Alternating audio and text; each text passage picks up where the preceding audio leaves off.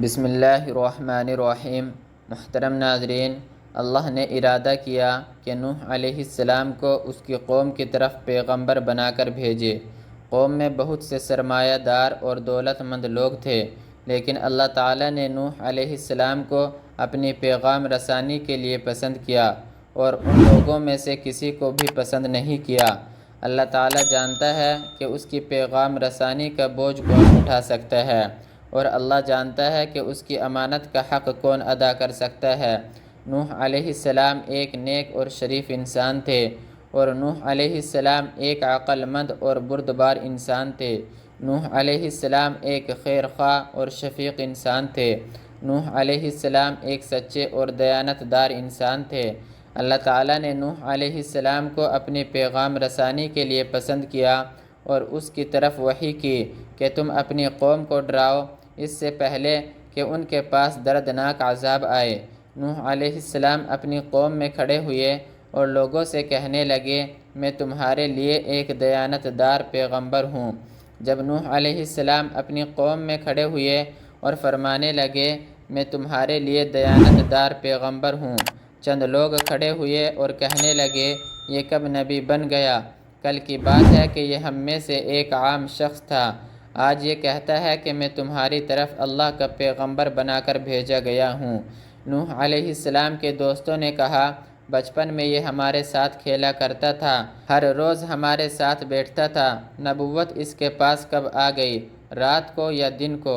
دولت مندوں اور متکبروں نے کہا، کیا اللہ کو اس کے علاوہ اور کوئی نہیں ملا؟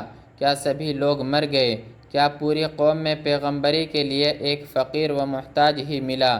جاہلوں نے کہا، یہ تو تم جیسا ایک انسان ہے، اور انہوں نے کہا، اگر اللہ چاہتا تو فرشتے اتار دیتا، ہم نے یہ بات اپنے پہلے باپ دادا میں نہیں دیکھی۔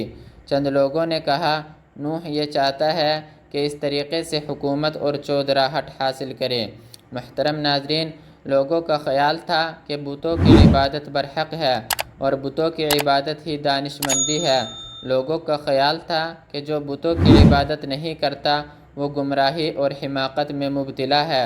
وہ کہا کرتے تھے، ہمارے باپ دادا بتوں کی عبادت کرتے تھے، ہم ان کی عبادت کیوں نہ کریں؟ نوح علیہ السلام کی یہ رائے تھی کہ بتوں کی عبادت گمراہی اور بلا شبہ بتوں کی عبادت حماقت ہے۔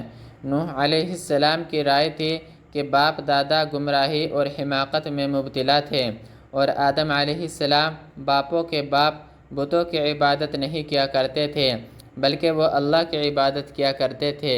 قوم گمراہی اور حماقت میں مبتلا ہے، جبکہ یہ پتھروں کی پوجا کرتی ہے۔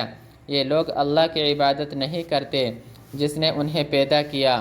نوح علیہ السلام قوم میں کھڑے ہوئے اور بلند آواز سے فرمانے لگے، اے میری قوم، اللہ کی عبادت کرو، تمہارا اس کے علاوہ کوئی معبود نہیں۔ میں تمہارے بارے میں بڑے عذاب کے دن سے ڈرتا ہوں۔ اس قوم کے سرداروں نے کہا، ہم تجھے کھلی گمراہی میں دیکھ رہے ہیں۔